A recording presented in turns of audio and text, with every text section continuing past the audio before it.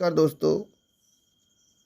आज आपको L bank के बारे में बहुत ही अच्छी अपडेट देने जा रहा हूँ। एल बैंक के अंदर काफ़ी नई फीचर्स ऐड हुए हैं और काफ़ी यहाँ से रिमूव भी हुए हैं, तो उनके बारे में हम डिटेल से जानेंगे। क्योंकि अगर एल बैंक के बारे में आपको पूरी जानकारी नहीं है तो एल बैंक में आप फंड लगाकर एक्स्ट्रा फंस सकते हो या फिर आपका लॉस भी हो सकता है। प्रॉफिट के साथ में लॉस और प्रॉफिट दोनों है। क्रिप्टो का मतलब ही लॉस और प्रॉफिट दोनों है। अगर जिस भाई को जानकारी है तो वो इसमें प्रॉफिट निकाल लेता है, और जिस बंदे को कम जानकारी है वो इसमें प्रॉफिट नहीं निकाल पाता, वो यहाँ लॉस कर बैठता है अपने अमाउंट का। तो क्रिप्टो के अंदर इतना इन्वेस्ट करे जितना आप सहन कर सकते हैं। जैसे हमारी अमाउंट राशि 1 लाख रुपए है तो 1 लाख का 10वां हिस्सा यानी मात्र 10,000 इन्वेस्ट करें ताकि हम उस लॉस को सहन कर सकें।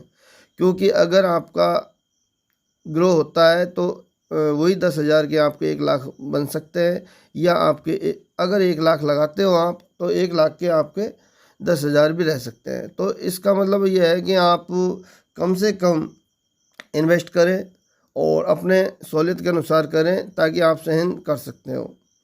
अब मैं आपको इनके बारे में बता देता हूँ कि एल बैंक में रजिस्ट्रेशन करना आसान है, केवाईसी करना आसान है। इसकी जो फीचर्स है वो मैं आपको एक एक करके बता देता हूँ। कि सबसे मैं बात पहले बता देता हूँ, इसका केवाईसी करना बिल्कुल नॉर्मल है। इसका केवाईसी आप आराम से कर सकते हो। केवाईसी आराम से कर सकते हो आप यहाँ पे। इसकी जो सिक्योरिटी है वो कोड आप आराम से लगा सकते हो। यहाँ आप के जो करेंसी है उसको कन्वर्ट कर सकते हो। यहाँ कन्वर्ट कर सकते हो किसी भी देश की कंट्री में। आप देख सकते हो इंडियन INR में कर सकते हो, या USA में कर सकते हो, इटली में कर सकते हो, जापान की PKR में कर सकते हो। यहाँ आप हर तरीके की करेंसी में इसको कन्वर्ट कर सकते हो और वहाँ आप अपना अमाउंट देख सकते हो। यानी कुल मिला के बात यह है कि एल बैंक एक बहुत ही बेहतरीन एप्लीकेशन है जिसके बारे में जानकारी लेना आपको अति आवश्यक है।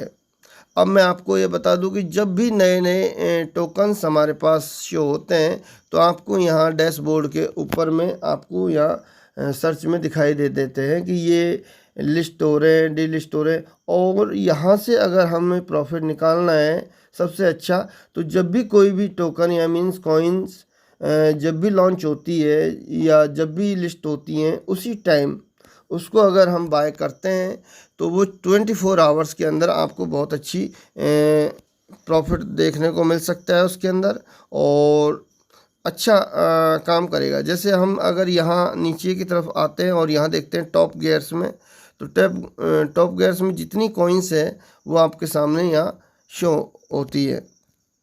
और वीकली स्टार्स के अंदर जो वीकली स्टार में चलती हैं वो होती है। जैसे मैं अब यहाँ बता रहा हूँ आपको फीचर्स के अंदर, यहाँ हमारे पास ये टोकन्स चल रहे हैं। मैं बता देता हूँ आपको, यहाँ ये आपके टोकन्स ऑलरेडी जो हैं वही दिखाएंगे यहाँ पे, और यहाँ हमारा अमाउंट शो करेगा। जैसे मेरा अमाउंट शो कर रहा है यहाँ पे आप देख पा रहे हो। BFIC है, बेबी डोज है, वॉन है। ये कुछ 3 कॉइन्स मैंने यहाँ लिए हुए हैं।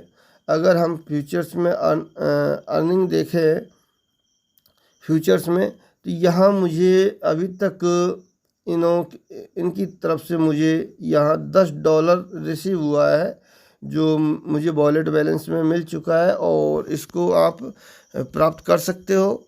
अब मैं बात करूँ यहाँ पे आपसे, तो जो अभी इसमें डीलिस्ट हुए हैं उसके बारे में मैं बात करना चाहूँगा कि आपके पास वो कॉइन्स तो नहीं है जो और यहाँ से डीलिस्ट हो गए हैं और आप लॉस का हिस्सेदार बन सकते हो।